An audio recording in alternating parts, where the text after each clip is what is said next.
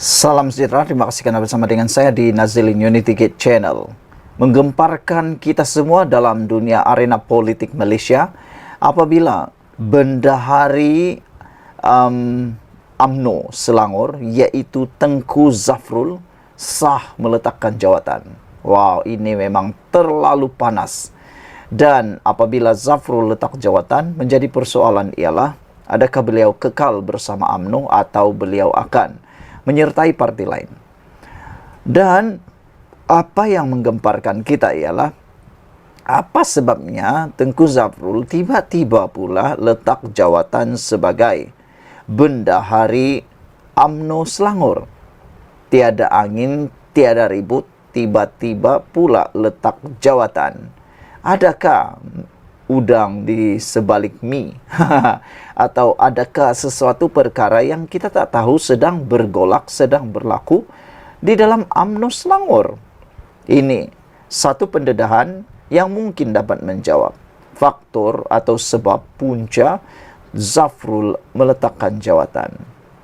Menurut laporan di Esok Awani menyebut Zafrul letak jawatan kerana tidak sehaluan dengan UMNO Selangor. Ketua UMNO Bahagian Kota Raja Tengku Datuk Seri Muhammad Zafrul Tengku Abdul Aziz pada Isnin mengumumkan peletakan jawatan beliau sebagai Bendahari UMNO Selangor. Dalam catatan terbaru di laman sosialnya, Menteri Pelaburan, Perdagangan dan Industri itu berkata, beliau melihat perancangan kebangkitan parti itu di negeri itu sebagai hambar dan tidak sehaluan dengan tema UMNO di pusat. Menurut beliau, apa yang berlaku itu juga sama sekali bertentangan dengan usaha Presiden UMNO yang juga Timbalan Perdana Menteri Datuk Seri Ahmad Zahid Hamidi dan kepimpinan parti yang katanya tidak henti-henti merangka jalan kebangkitan parti di peringkat pusat. Namun sejauh mana hebat perencanaan pusat yang melaksana ada di negeri dan ke bawah. Saya tak mampu mengulas buat negeri lain, tetapi untuk negeri saya Selangor, pelaksanaan itu hambar, malah ada ketika tidak sehaluan dengan tema di pusat, kata Zafrul. Pendekatan dan prinsip saya mudah, kata Zafrul lagi. Kalau saya tidak dapat menyumbang kepada perubahan positif atau penambah baikan, maka saya tidak harus memegang sesuatu jawatan. Malah, lebih baik saya mengusungkan jawatan untuk diisi orang yang boleh menyumbang dan dengan lebih efektif, katanya lagi.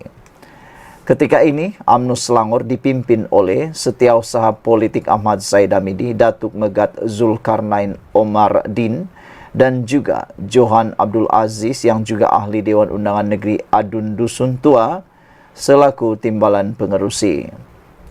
Dalam catatannya, Tengku Zafrul berpandangan Selangor merupakan sebuah negeri yang amat penting untuk mana-mana parti politik bertapak. Demografinya yang majmuk dengan asas majoriti Melayu Bumi Putra, ditambah dengan keseimbangan bandar serta luar bandar, mencerminkan dinamika Malaysia yang lebih luas. Kerancakan ekonominya sentiasa meletakkan Selangor sebagai lokasi tumpuan segenap aktiviti. Natijahnya, jika sebuah parti tidak ada keberadaan yang kuat di Selangor, parti itu sukar digelar sebuah parti nasional atau parti untuk masa depan, kata beliau lagi. Bagi mengelak hakikat tersebut, kata Zafrul, beliau berkata, strategi ampuh sepatutnya perlu dirangka dengan ketetapan yang sesuai dengan realiti semasa. Keputusan pilihan raya di negeri Selangor tahun lepas, katanya lagi, sewajarnya menjadi tanda jelas bahawa sesuatu perubahan perlu dilaksanakan dengan segera. Antara lain, tawaran kepada pengundi Selangor harus dibina dengan lengkap, diuji dan disemak dengan pemegang taruh. Kerjasama dengan parti-parti lain mesti diperkuat, bukannya dilemahkan atas angan-angan bahawa masalah UMNO terletak pada hubungannya dengan parti lain. Apatah lagi sedangkan hubungan itu sudah wujud di peringkat pusat, luah beliau lagi.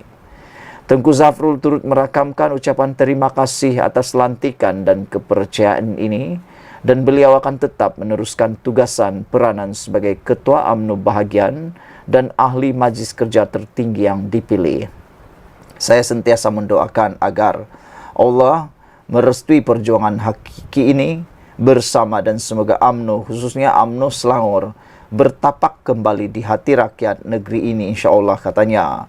Semoga UMNO kembali ke persada politik tanah air demi agama, bangsa dan negara, dulu, kini dan selamanya, katanya lagi. Sekian untuk kali ini. Jangan lupa tinggalkan komen Anda, tekan butang subscribe. Bye-bye. Salam sejahtera, terima kasih karena bersama dengan saya di Nazilin Unity Channel. Penemuan RM2 billion di dalam satu siasatan oleh SPRM amat mengejutkan Anwar Ibrahim dan juga khususnya Malaysia. Kita ingin mengucapkan sabas dan tahniah kepada SPRM atas tindakan yang amat progresif, dinamik dan aktif pada masa ini.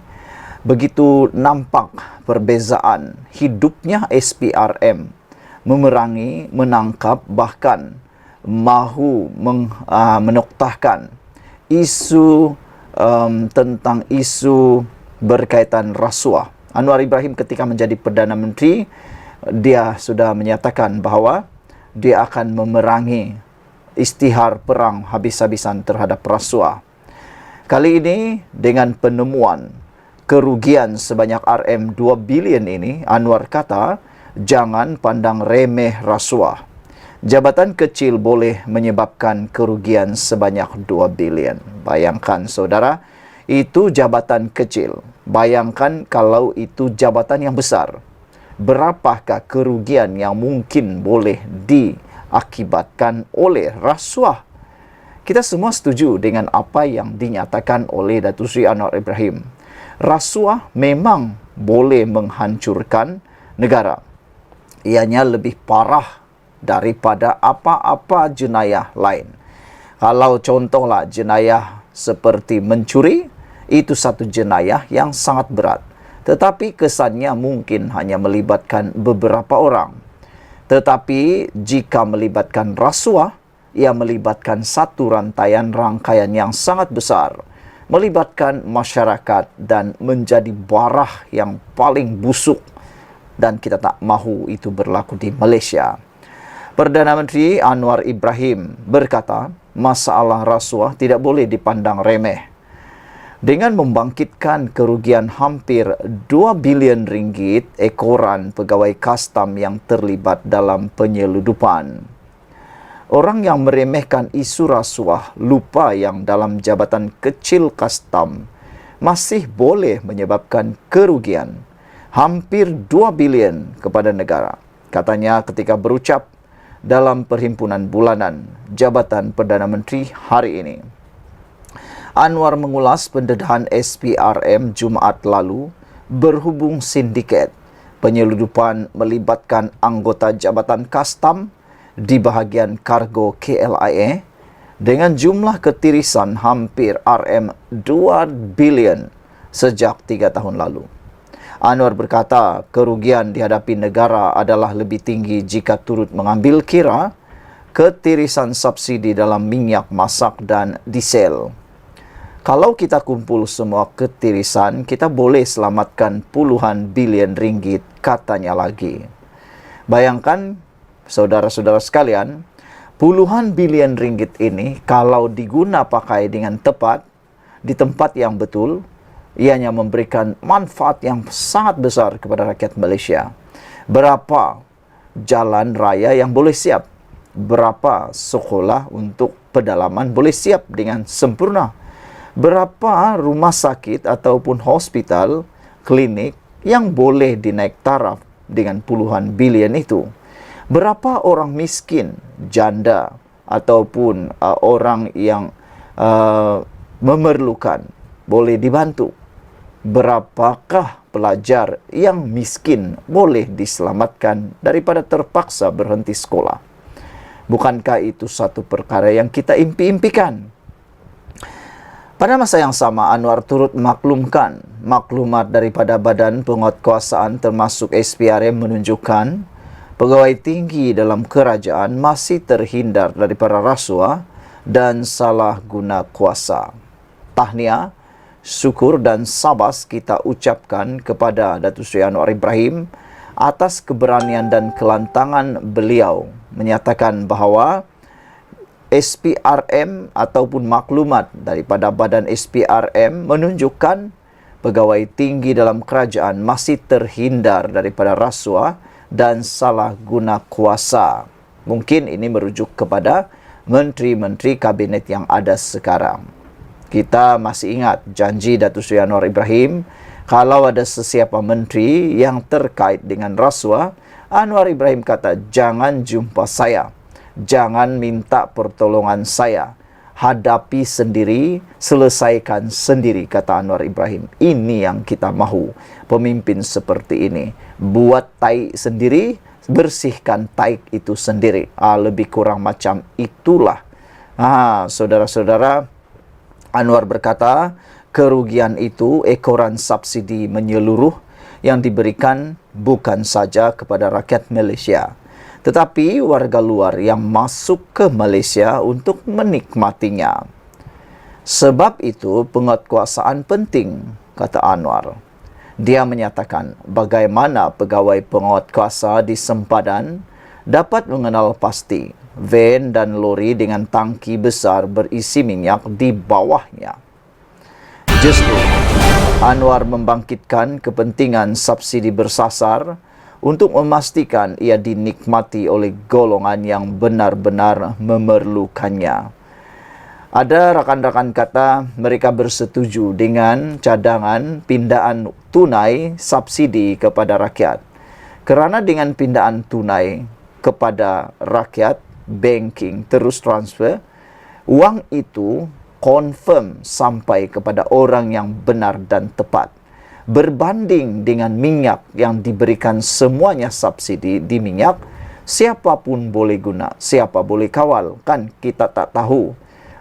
Tukang pam minyak itu dia tak tahu siapa yang kaya, siapa yang miskin. Yang dia tahu semuanya rakyat Malaysia sama rata. Oleh sebab itulah, kalau ada pindaan tunai kepada orang yang benar-benar perlu subsidi, maka itu adalah lebih tepat. Lebih tepat. Jadi maknanya, orang miskin terbantu sepenuhnya, orang sederhana terbantu sepenuhnya, orang yang memerlukan terbantu sepenuhnya. Bukan lagi semua orang menikmati. Yang kaya makin kaya, yang miskin tetap miskin. Pengerusi PH itu turut mempertahankan kenaikan cukai jualan dan perkhidmatan SST, memandangkan banyak pengecualian diberikan. Pada masa sama, dia mengakui terdapat sedikit kesan ekoran kenaikan itu, antaranya peniaga yang mengambil kesempatan untuk menaikkan harga. Namun dia berkata, kos sejumlah barangan lebih rendah pada masa ini berbanding sebelum PRU 15. Sebelum pertukaran kerajaan, berapa harga ayam? RM13 sekilogram. Sekarang jauh lebih rendah, RM9 sekilogram. Dia turut mempertahankan kenaikan tarif elektrik yang bermula 1 Januari lalu dengan menyatakan seramai 85% pengguna tidak terkesan dengannya. Selain itu, Anwar berkata langkah reformasi awal seperti Akta Tanggungjawab Fiskal 2023 telah membuahkan hasil menerusi pelaburan dan pengiktirafan daripada negara luar. Itu nampak kerajaan ada hasrat sungguhan melaksanakan program perubahan, katanya lagi. Sekian dulu untuk kali ini. Jangan lupa tinggalkan komen anda, tekan butang subscribe. Kita jumpa lagi. Bye-bye.